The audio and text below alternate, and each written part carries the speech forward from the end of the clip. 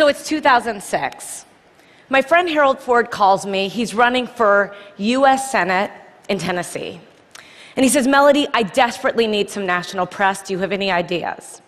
So I had an idea. I called a friend who was in New York at one of the most successful media companies in the world.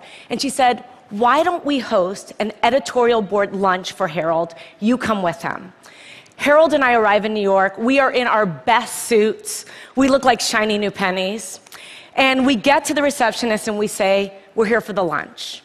She motions for us to follow her. We walk through a series of corridors, and all of a sudden we find ourselves in a stark room, at which point she looks at us and she says, where are your uniforms? Just as this happens, my friend rushes in. The blood drains from her face. There are literally no words, right? And I look at her and I say, now, don't you think we need more than one black person in the US Senate? Now, Harold and I, we still laugh about that story. And in many ways, the moment caught me off guard. But deep, deep down inside, I actually wasn't surprised. And I wasn't surprised because of something my mother taught me about 30 years before. You see, my mother was ruthlessly realistic. I remember one day coming home from a birthday party where I was the only black kid invited. And instead of asking me the normal motherly questions like, did you have fun or how was the cake? My mother looked at me and she said, how did they treat you? I was 7. I did not understand. I mean, why would anyone treat me differently? But she knew. And she looked me right in the eye and she said, they will not always treat you well. Now, race is one of those topics in America that makes people extraordinarily uncomfortable. You bring it up at a dinner party or in a workplace environment, it is literally the conversational equivalent of touching the third rail. There is shock, followed by a long silence. And even coming here today, I told some friends and colleagues that I plan to talk about race, and they warned me. They told me, don't do it. There'd be huge risks in me talking about this topic, that people might think I'm a militant black woman and I would ruin my career. And I have to tell you, I actually for a moment was a bit afraid. Then I realized the first step to solving any problem is to not hide from it. And the first step to any form of action is awareness. And so I decided to actually talk about race. And I decided that if I came here and shared with you some of my experiences, that maybe we could all be a little less anxious and a little more bold in our conversations about race. Now, I know there are people out there who will say that the election of Barack Obama meant that it was the end of racial discrimination for all eternity, right? But I work in the investment business, and we have a saying, the numbers do not lie. And here, there are significant, quantifiable racial disparities that cannot be ignored in household wealth, household income, job opportunities, healthcare. One example from corporate America. Even though white men make up just 30% of the US population, they hold 70% of all corporate board seats. Of this Fortune 250, there are only 7 CEOs that are minorities. And of the thousands of publicly traded companies today, thousands, only 2 are chaired by black women. And you're looking at one of them, the same one who not too long ago was nearly mistaken for kitchen help. So that is a fact. Now, I have this thought experience that I play with myself, experiment. When I say, imagine if I walked you into a room and it was of a major corporation like ExxonMobil, and every single person around the boardroom were black, you would think that were weird. But if I walked you into a Fortune 500 company and every around the table is a white male, when will it be that we think that's weird too? And I know how we got here. I know how we got here. You know, there was institutionalized and one time legalized discrimination in our country. There's no question about it. But I still, as I sort of grapple with this issue, my mother's question hangs in the air for me. How did they treat you? No, I do not raise this issue to complain or in any way elicit any kind of sympathy, I have succeeded in my life beyond my wildest expectations.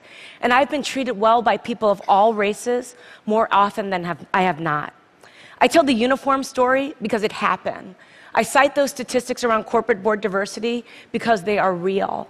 And I stand here today talking about this issue of racial discrimination because I believe it threatens to rob another generation of all the opportunities that all of us want for all of our children, no matter what their color or where they come from. And I think it also threatens to hold back businesses. You see, researchers have coined this term color blindness to describe a learned behavior where we pretend that we don't notice race. If you happen to be surrounded by a bunch of people who look like you, that's purely accidental. Now, color blindness, in my view, doesn't mean that there's no racial discrimination and there's fairness. It doesn't mean that at all. It doesn't ensure it. In my view, colorblindness is very dangerous because it means we're ignoring the problem. There was a corporate study that said that instead of avoiding race, the really smart corporations actually deal with it head on. They actually recognize that embracing diversity means recognizing all races, including the majority one. But I'll be the first one to tell you, this subject matter can be hard, awkward, uncomfortable, but that's kind of the point. In the spirit of debunking racial stereotypes, the one that black people don't like to swim, I'm going to tell you how much I love to swim. I love to swim so much that as an adult, I swim with a coach. And one day my coach had me do a drill where I had to swim to one end of a 25-meter pool without taking a breath.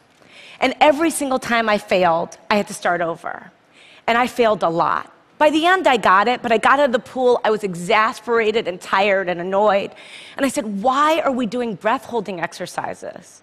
And my coach looked at me and he said, Mellody, that was not a breath-holding exercise. That drill was to make you comfortable being uncomfortable, because that's how most of us spend our days. If we can learn to deal with our discomfort and just relax into it, we'll have a better life. So I think it's time for us to be comfortable with the uncomfortable conversation about race. Black, white, Asian, Hispanic, male, female, all of us. If we truly believe in equal rights and equal opportunity in America, I think we have to have real conversations about this issue. We cannot afford to be colorblind. We have to be color brave. We have to be willing, as teachers and parents and entrepreneurs and scientists, we have to be willing to have proactive conversations about race with honesty and understanding and courage. Not because it's the right thing to do, but because it's the smart thing to do. Because our businesses and our products and our science, our research, all of that will be better with greater diversity. Now, my favorite example of color bravery is a guy named John Skipper. He runs ESPN. He's a North Carolina native, quintessential Southern gentleman, white. He joined ESPN, which already had a culture of inclusion and diversity, but he took it up a notch. He demanded that every open position have a diverse slate of candidates. Now, he says the senior people in the beginning bristled, and they would come to him and say, do you want me to hire the minority, or do you want me to hire the best person for the job? And Skipper says his answers were always the same: yes. And by saying yes to diversity, I honestly believe that ESPN is the most valuable cable franchise in the world. I think that's a part of the secret sauce. Now, I can tell you in my own industry, at Ariel Investments, we actually view our diversity as a competitive advantage. And that advantage can extend way beyond business. There's a guy named Scott Page at the University of Michigan. He's the first person to develop a mathematical calculation for diversity. He says if you're trying to solve a really hard problem, really hard, that you should have a diverse group of people, including those with diverse intellects.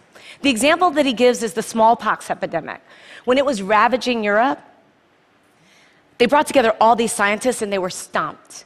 And the beginnings of the cure to the disease came from the most unlikely source, a dairy farmer. A dairy farmer who noticed that the milkmaids were not getting smallpox. And the smallpox vaccination is bovine-based because of that dairy farmer. Now, I'm sure you're sitting here and you're saying, I don't run a cable company. I don't run an investment firm. I am not a dairy farmer. What can I do?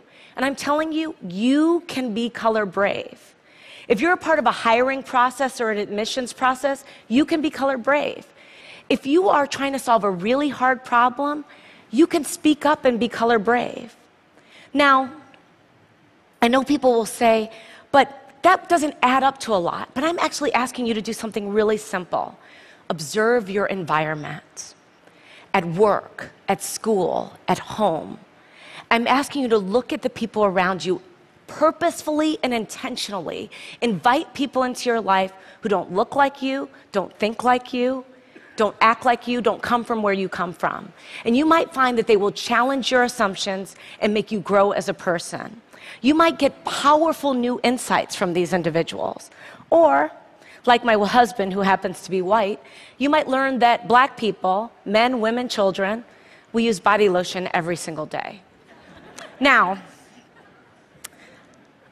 I also think that this is very important so that the next generation really understands that this progress will help them because they're expecting us to be great role models. Now, I told you my mother, she was ruthlessly realistic. She was an unbelievable role model. She was the kind of person who got to be the way she was because she was a single mom with 6 kids in Chicago. She was in the real estate business where she worked extraordinarily hard, but oftentimes had a hard time making ends meet. And that meant sometimes we got our phone disconnected or our lights turned off or we got evicted. And when we got evicted, sometimes we lived in these small apartments that she owned, sometimes in only 1 or 2 rooms because they weren't completed. And we would heat our bathwater on hot plates. But she never gave up hope, ever. And she never allowed us to give up hope either. This brutal pragmatism that she had, I was 4 and she told me, "Mommy is Santa." She was this brutal pragmatism. She taught me so many lessons, but the most important lesson was that every single day she told me, "Mellody, you can be anything, anything." And because of those words, I would wake up at the crack of dawn, and because of those words, I would love school more than anything, and because of those words, when I was on a bus going to school, I dreamed the biggest dreams. And it's because of those words that I stand here right now, full of passion, asking you to be brave for the kids who are dreaming those dreams today.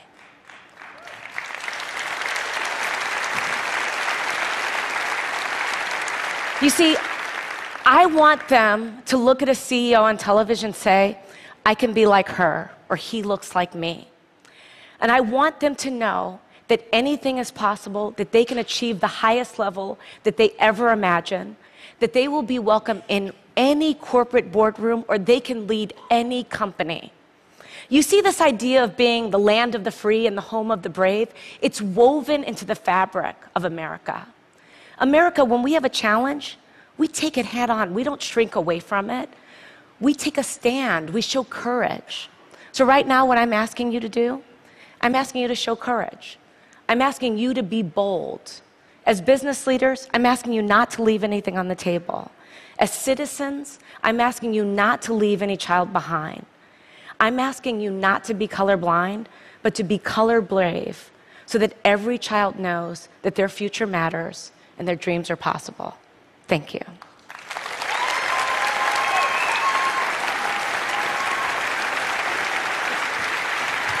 Thank you. Thanks. Thanks.